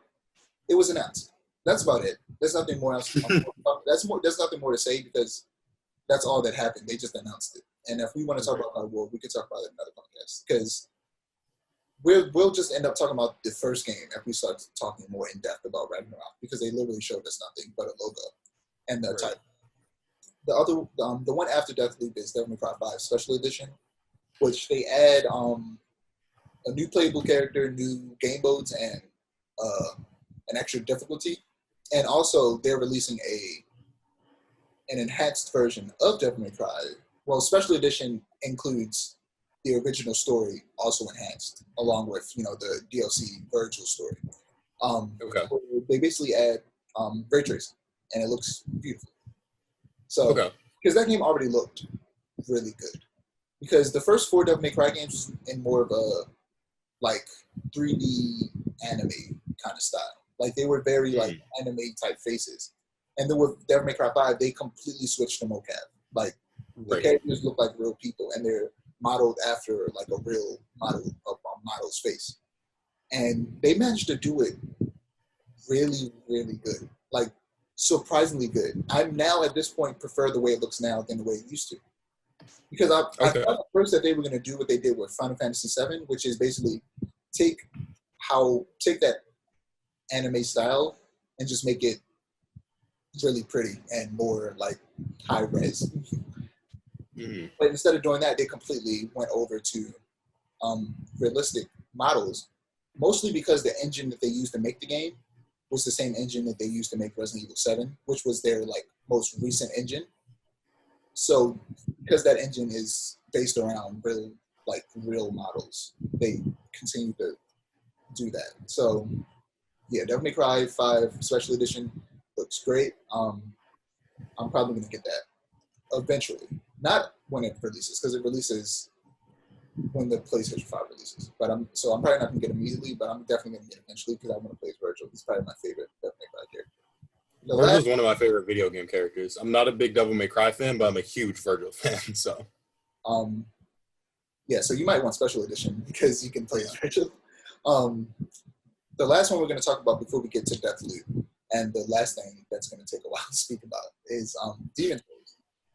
It's crazy because it's not even called Demon Souls. It's called Demon's Souls. But it is really it feels weird and it's kind of difficult to say Demon's Souls. Say it out loud. You're not going to like it. Demon's Souls, yeah. It doesn't feel right to say Demon's Souls, so everybody just calls it Demon Souls. Right. It's a remake of the very first Souls game. Because before, what is the game after Dark Souls? That's what they're called. Before the 3 Dark Souls games and Bloodborne, the first game that they made was Demon's Souls. And they're remaking that game from the ground up. And it is probably the best, it is probably the most next-gen looking game in that entire showcase. The game that you're probably least interested in is easily the best looking game in that entire showcase in terms of visuals. It's not as, obviously it's like more drab and dark than a game like Spider-Man, which is bright and colorful, but it still looks visually gorgeous. Okay. But, it might be the first Souls game I play because I'm interested in it. So now on to the big 2, which is Deathloop and PlayStation Now. Starting with Deathloop. We both so I can't start about this. Well, I just want to start by saying we both love Dishonored. And Yes. it's made by Arcane Studios, which is the same studio that makes this game, and is also under Bethesda, which was recently bought by Xbox, well, Microsoft. So this is a weird conversation because this is a PlayStation. This is the PlayStation episode. We'll definitely eventually probably have an Xbox episode, but this is the PlayStation episode. And it's weird that this huge studio that definitely makes more money by selling their games to both Xbox, PlayStation, and Nintendo. Like, people forget Doom and Skyrim are on the Switch, which is weird. Yeah. Which is super weird. Especially Doom, that super hyper-violent, ripping demon. Super bloody, super gory. Everywhere is on Switch, and so is Mortal Kombat 11, but... I forgot about that because I saw a bunch of memes about MK11 being brought to Switch, and I was like, "It's a weird decision." But I mean, I guess you could play Mortal Kombat everywhere now, like Smash Bros. You can play them. So I know they ported the first 3 Mortal Kombat games to DS, like back when the Nintendo DS was popular. That was a weird thing. Sorry, go ahead. Yeah, but yeah, Deathloop is made by Arcane Studio, which is a studio that's under Bethesda, which is now owned by Microsoft, which we will definitely talk about in the future. But because this podcast is so packed, like I keep saying, we're going to talk about Deathloop for a while. So go ahead and take us away. Okay, so I'm sitting at my desk at work. I think work was like over, and so I was like, I'm just going to catch a little bit of the PlayStation Showcase before I have to go do something else. And so I'm like filling out some paperwork as I'm just having the thing play in my ear. Now, you and I have talked about this. I don't remember if we talked about this on podcast or off podcast, but there's not a lot of black protagonists in video games. Yeah, that was like the theme of the very first episode. I think so. I just don't remember if we touched on that though. We definitely did. I don't remember if I'd mentioned that. We probably did, and I'm just not remembering. We did. We talked about something. Okay. But there's not a lot of black protagonists in video games. So I heard a black voice in my ear. And I'm like, this is a PlayStation 5 showcase, and it's not talking about the PlayStation 5, so it's not somebody that was working on the PlayStation 5. So I look down, and I see first-person stealth video game with superpowers, and I'm like, basically the same art style as Dishonored. And I'm like, yeah, this is Dishonored. I still go back and play Dishonored. I'm sorry to interrupt you, but go ahead. I wouldn't be surprised if low-key this is within the Dishonored universe, and he got his powers from is he called the Outrider? The dude that gets Outsider. The Outsider. Oh, no. Is the Outsider or the It's the Outsider. It's the Outsider. Yeah, I wouldn't be surprised if he low-key got his powers from the Outsider, and this is like it takes place in like the Dishonored universe, but in the modern day. I honestly wouldn't be surprised. I would love that. Yeah, that would be really cool. Yeah, sorry to interrupt you. Go ahead. Oh no, you're good. So as I'm seeing this, the first thing that caught my eye was black protagonist. I'm like, okay, awesome, cool. Another game with a black protagonist. Second thing that caught my eye is Dishonored gameplay. And I'm like, oh my god, I love Dishonored. What'd you say? Explain what the gameplay of Dishonored is for the people who don't know. Okay, so if you don't know, first of all, if you haven't played Dishonored, go play Dishonored. I don't care what you have to do to do it. The original one was on the Xbox 360. Those cost like $30 online now, so go buy that and get the first Dishonored. And just go play that. Dishonored is a first-person stealth. Sorry, mother's doing dishes. First-person stealth game that does something very special. The fact that it gives you powers, it gives you superpowers. So in one hand you have your sword, which you can never do, unequip your sword. But your sword in one hand, and then you have your crossbow. You can switch from a crossbow, a gun, and then 7 or 8 different powers. And the powers do various different things. They can turn you invisible. They can, no, never mind. They cannot turn you invisible.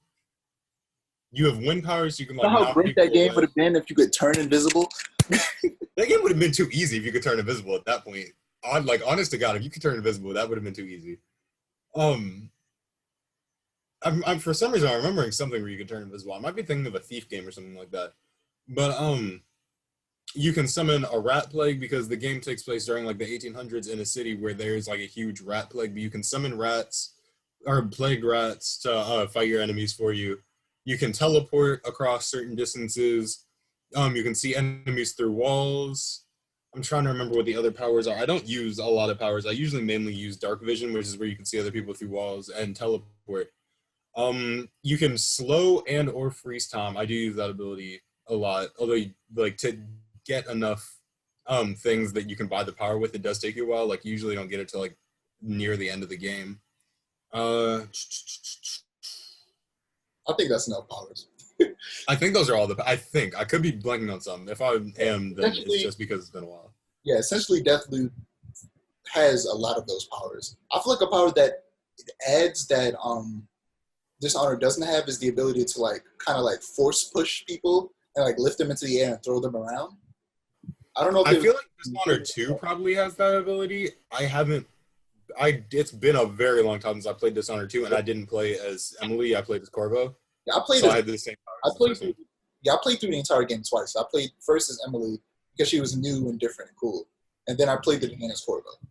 I feel like this game is definitely more action oriented than Dishonored was, because Dishonored actively punishes you for not being stealthy. You could easily get destroyed if you aren't being stealthy. Like, if you're good enough, you could definitely run through it and just murder people without being stealthy. There are like, if you wanted to, highlight reels of people like slaughtering the whole map. Yeah, but I feel like Deathloop is leaning itself towards you. You can 100% run through and just shoot people. You don't have to hide or anything like that. You can just run through, shoot, stab, whatever, and just run through that game without trying to sneak around. And the main mechanic of the game is that you are in a death loop. It's like Groundhog's Day. Whenever you die, you restart that day. Yeah. And I'm pretty sure even if you don't die, when the day ends, you'll probably also restart that day, because seemingly he has to kill 8 people within 24 hours to break the loop. They haven't explained why that's the case. That just is the case. And yeah, they haven't explained a lot about the story. Like, from what I gather about the story, there's 2 like rival assassins. One assassin's trying to kill your character, the main character, and then you are trying to kill like 8 people. And every time she kills you, every time you die, or every time the day like starts over, you restart the entire day. Yeah. Or it's like something like that. Also, it's co-op in the sense that someone else could play as the lady. And someone else can play as the female assassin? Yeah, you could play as the female assassin. I didn't even know that. They show in the trailer of first-person view of her killing him. I think I remember something about that. Yeah, she's also one of the 8 people you have to kill. Okay. So I remember something about her killing him in first person. My bad. Oh, no, go ahead. It's fine. I was just like, I'm remembering stuff now. That's the thing about doing things over Zoom. In person, if somebody starts to talk over you, you can easily stop talking, because you'll know when they stop talking because they're sitting right in front of you and their lips stop moving. But digitally, it's just like harder over Zoom. But she's like, when they showed the 8 pictures of people you need to kill, she was one of them. So okay. I'm pretty sure she's one of the people you have to kill, and I'm pretty sure the story's probably going to get to the point to where they end up having to work together or something like that. That would probably be a plot point. Most likely. Yeah. But I'm not sure what else to say, honestly. Because like you said, everything we said is all that we know. And I'm excited for it. Like I said, it looks less stealthy, but still fun. And I want to talk about, PlayStation Now. Specifically, we want to start with the PlayStation Collection, which is a collection of, I can't remember how many games, but pretty much the biggest games that came out on PlayStation 4 for free. Well, technically it's not for free. I'm pretty sure it's if you pay for PS Plus. But then you can download them and keep them, like, permanently. You could pay for like a month, which a month is what, like $7, $14, something like that.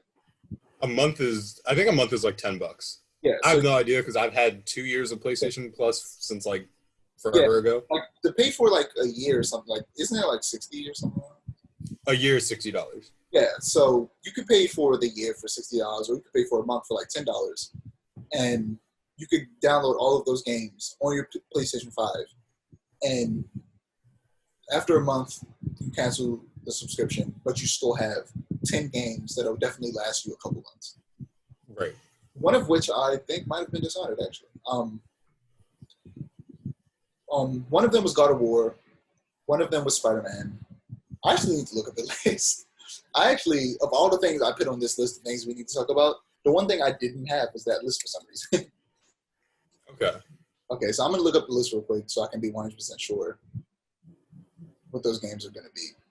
So those games include a lot of really good games, one of which is Batman Arkham Knight, Battlefield 1, which is not the first Battlefield game. It is like the fifth game, I think.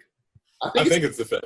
Yeah, I think it's the fifth game, but it's called Battlefield 1 because it takes place in World War One. Then it's Bloodborne, Days Gone, Detroit Become Human, Fallout 4, Final Fantasy 15, God of War, Infamous Second Son, The Last Guardian, The Last of Us Remastered, Monster Hunter World, Mortal Kombat 10, Persona 5, Ratchet and Clank, Resident Evil 7, Biohazard, Uncharted 4, A Thief's End, and Until Dawn.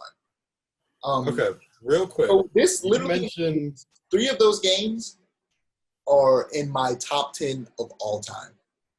Okay. Uncharted 4, God of War, and The Last of Us. You mentioned Final Fantasy 15, right? Yeah. So as we were talking about Final Fantasy like earlier, I was like sitting here, and I was like, because I don't have Final Fantasy 15. I played it a little bit, and I was like, let me just check to see how much it is in the PlayStation Store. You have to buy it through PlayStation Now. 15? Yeah, 15. You have to buy it through PlayStation Now. I was looking at the PlayStation Store. I was like, that makes absolutely no sense. No, whatsoever. That leads us into one of the things that PlayStation does horribly wrong.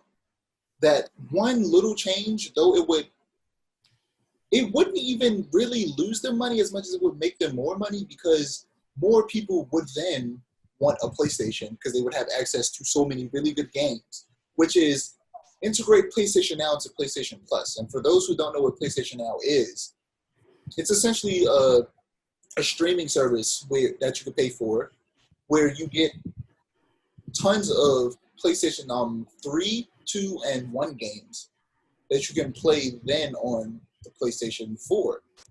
And apparently some 4 games. And apparently some 4 games. Yeah, and apparently some PlayStation 4 games. Yeah. But basically, but you can't download them. You have to stream them. And the reason you have to stream them is because if you download them, then you could just have them in the console and you could cancel the subscription and you could still have access to that game. But they don't want that. They want you to continue. They want the only way for you to play those games is to have this subscription. That way you have to continue to pay them to have access to these games. And the thing is, you get a better deal. You get a great deal with PlayStation Plus, which is every month you get, I think they decreased it to 3. You get 3 free games. And you can download those games, and those games are now yours forever. Also, you get access to online features that for games that have online that aren't for free. Like, if you don't have PlayStation Plus, you can still play games like Fortnite and Modern Warfare. But some online games, you need PlayStation Plus to play.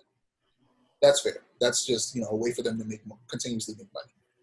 Right. But to have 2 separate streaming services, mind you, these are separate, PlayStation Plus and PlayStation Now. To get access to all those older games, you have to pay for PlayStation Now. But if you also want to play games online and get 3 free games every month, you have to play for PlayStation Plus. Those shouldn't be separate. At all. Those should be one and the same. And if they were one and the same, that would make PlayStation Plus a contender with Games Pass, which is Xbox's version of PlayStation Plus, basically. Except they offer you so many free games. There are so many games that Xbox gives you for free. It's crazy. Not only do they give you a lot of games for free, but they give you access to a bunch of older games that you can buy and then download and keep. Whereas with PlayStation Now, you can get access to them. You can buy them. You can that's even worse. You still have to buy those games, even though they're extremely cheap, like less than $10, because they're so old. You still have to pay for them, but then continue to pay for the streaming service so that you can play those games, which sucks so much. If they were it wouldn't even be that much of an issue to me if PlayStation was like really backwards compatible, but they're not. That's the thing. Xbox is not even Xbox. Even if Xbox wasn't backwards compatible, you still have access to the 360 and original Xbox library through their online service. You can still buy those games. You can still buy an old Xbox game for like $3 and download it and have it forever. Whereas with PlayStation, I can't go and buy Metal Gear Solid 4, which is only on PlayStation 3, and download it on my PlayStation and then have it forever and play it. I couldn't go like buy it for like $10 and decide to play it.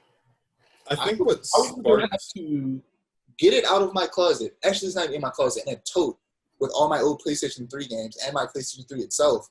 Plug up my old PlayStation 3, which will overheat in like 5 seconds, and attempt to play Modern Warfare 4 for longer than an hour so that I could actually get an enjoyable experience. Right. But you can go ahead, because otherwise I'm going to keep talking. Because I was going to say what really sparked all of this, and I know you know this, I'm a huge fan of the Batman Arkham series. My second favorite Batman Arkham game. My favorite Batman Arkham game is Arkham City. My second favorite Batman Arkham game, which I don't own, I've played it a bunch of times, a bunch of different places, but I don't own it, is Batman Arkham Origins. And so I was like, okay, I want to play Arkham. Like I sat down, I think it was around like Christmas time, and Arkham Origins is a Christmas game, it takes place during Christmas, and I was like, I'm in a Batman mood and I'm in a Christmas mood. I want to play Arkham Origins. And so I go into the PlayStation store. I'm like, it's probably not going to be that much. It's going to be like maybe like $3, you know what I mean? $3-4. Oh, it's not. It came out like a really long time ago. I sit down. I open up the PlayStation store. I look up Batman Arkham Origins. I should have known by the time I had typed Arkham in, and like the fourth option wasn't Origins, nor was the fifth or the sixth. It was like number 10 on like the options list for Arkham. Well, I looked up Batman Arkham, and it still wasn't popping up. I looked up Origins, and it was up there.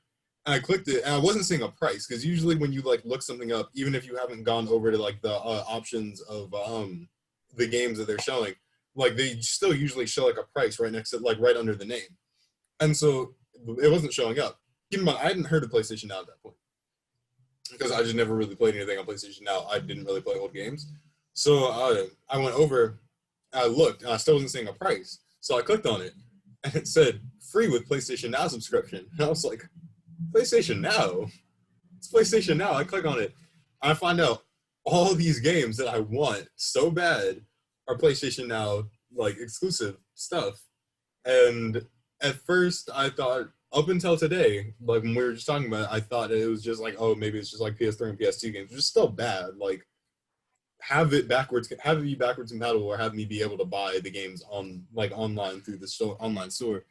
But apparently Final Fantasy 15 is also PlayStation Now exclusive, and I don't quite understand. Like, honestly, it would just make more sense. It would make them more money to just have the initial game rather than make a PlayStation Now subscription. Because if you have PlayStation Now, you get like, but you get to stream a bunch of games for free. But if you didn't have the PlayStation Now subscription and you wanted to buy like 70 different games, you'd have to shovel forth like enough money for all those 70 different games instead of just buying a subscription. That doesn't make much sense to me why they would do that. Well, I mean, it does, because they get over a longer period of time, I guess. But yeah. So I'm looking at the PlayStation Now, the list of games that are available, and I talked about how what really sparked me wanting to have this conversation is it wasn't the game that I mentioned earlier, which was Metal Gear Solid 4. It was God of War, the first 2 games, because there's a remastered version of God of War 3, which I've played because it's my second favorite game after Uncharted 2, so I've played it 1,000 times. So that's available on PS4. But the first two God of War games, I've never played the first one. I've played the second one, but I never beat it. Some people consider the second one the best of the franchise. So I want to go back and play the first one, and I want to go back and finish the second one. And I also want to play Ascension, even though it's not the best God of War game. It's still a decent game. Okay. But those are only available through PlayStation Now. But they are available to be bought digitally. And if the digital file exists and is able to be bought only through PS3, I'm not an expert, but I feel like it should be possible to make that possible through the PlayStation Store for no additional cost. You shouldn't have to pay for a streaming service to then still have to buy a game. Yeah. And continue to be subscribed to that service, which means having to pay for it every month. That's like buying Netflix and then still having to buy each movie. Like I was saying, I wanted to play God of War 1 and 2 and Ascension on my PS4, but there's no option for that without paying for a subscription service, which sucks so much. So I would be willing to pay $60 for an entire year, which is a dope price point to have access to those games, but also not just have access to them, but then be able to buy them and download them rather than streaming them. For people who don't understand what it means to stream them rather than download them, means that you need internet access and I can't even think. You not only need internet access, but it needs to be like, what's the term that like describes the quality of like like internet access? I don't really know what that is. I think it's like, what is it, like ping or something like that? I guess just you need to have a certain quality of internet access to be able to play it without it lagging or like glitching or just basically having a smooth gaming experience. You need good internet, and not everybody has the best internet. I don't have the best internet, so if I wanted to if I wanted to play it and stream it, it wouldn't be a smooth experience. But to be able to download it and keep it forever, not only do you keep it forever without having to continue to pay for it, you have a guaranteed smooth experience after your console works the way it's supposed to when it's not connected to the internet, which most people's consoles do. So not only that, but in all honesty, it should even be taken a step further. All of those games should just be in a PlayStation Store. No additional cost. No PlayStation Plus. No PS Now. They should just straight up be in the PlayStation Store. Like all of those 360 games are in the Xbox Store. All of those games should just be in the PlayStation Store, but they aren't, and it sucks. Right. Because we want to pay. We want to play those games, and we're willing to still pay for those games, not full price because they're like 15 years old. Right. But it's $14.99. God of War, the God of War collection, which includes the first 3 games. I wouldn't want the God of War collection because I would want the remastered version of God of War 3. So I would just want God of War. Now I would want to play God of War. And let me see how much that costs. The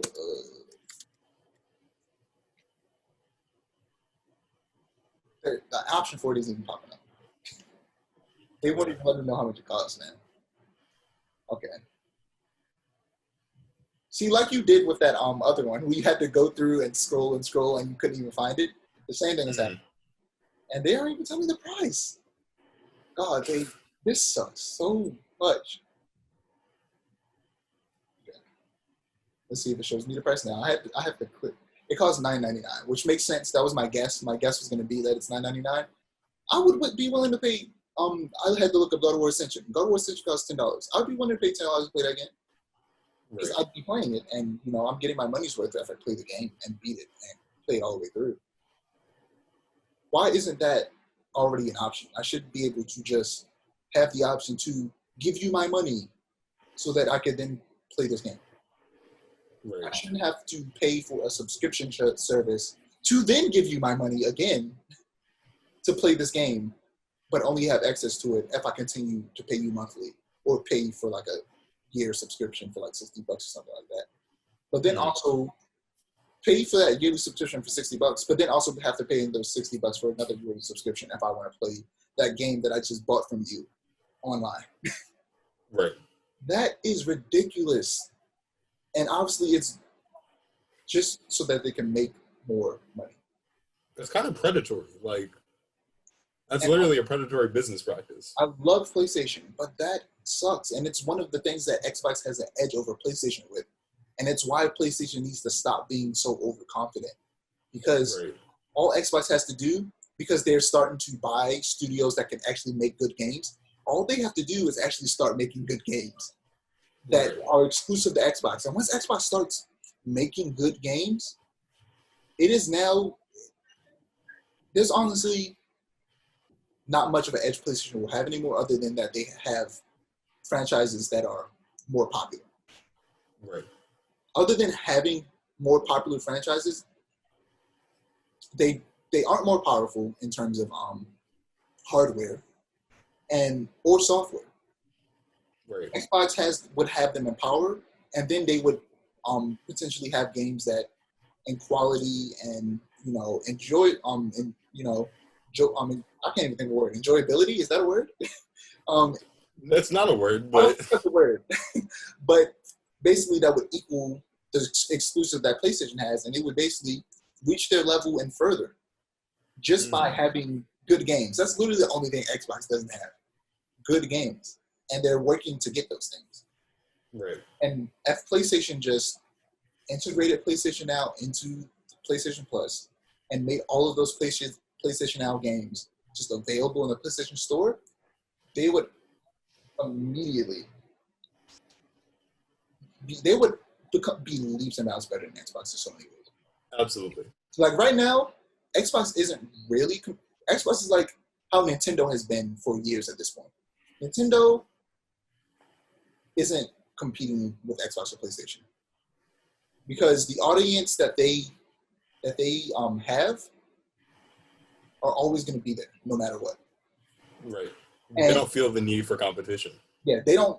It's not even that they don't feel the need for competition. It's what they offer is something that the other two don't offer and probably never will. Right. So it's easy for them to just be there and exist, and people are going to buy their consoles and their games no matter what, because there's nowhere else they can get it, and there's no way there's nowhere else they can get it. They're going to get experience they can get with the Nintendo game. Right. They're like the kings of handheld right now. I would love for PlayStation to make a new PSP, but I don't know if they'll ever do that. So not PlayStation. Nintendo is the king. Right. And Xbox is moving over towards you no longer really needing an Xbox. All you would need is, much like Netflix, you only need to pay for Netflix to get access to certain movies. Or no, it would be more like YouTube, because YouTube, there's a bunch of free movies. There's a bunch of movies on YouTube that you can watch. Some of them free, some of them you have to pay for. But you don't have to pay for a subscription service to get access to those movies. Right. But there are some shows like Cobra Kai that are on Netflix that if you want to get access to that, you do have to pay for a streaming service. That's what Xbox is trying to become. It's trying to become like YouTube. There are games, you download the app. Downloading the app by itself is free. But the games on that app, you have to then pay for it. But once you download them, they're yours forever. Right. And even if you delete them, they're still in your library, so you can download them again because you've paid for them already.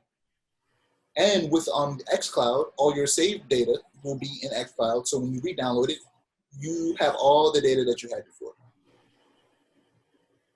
But if you want something a little extra on top, you can pay $10 a month or like $70 a year to get 3 free games, or this one game that you might could only play with the online service.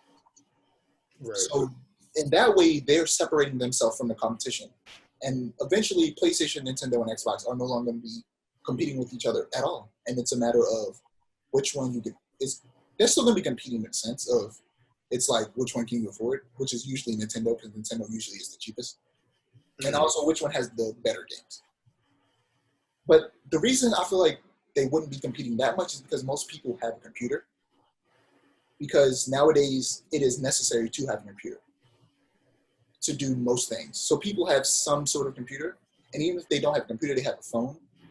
And there are a lot of Xbox games that you wouldn't think can be ran on a phone that run on phones. Right. Through I think it's xCloud that they use to run those games on phones and stuff.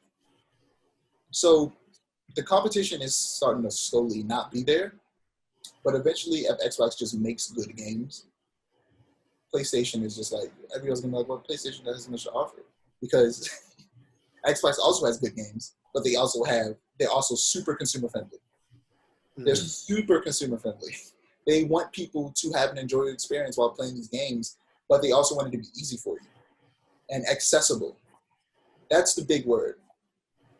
Accessibility.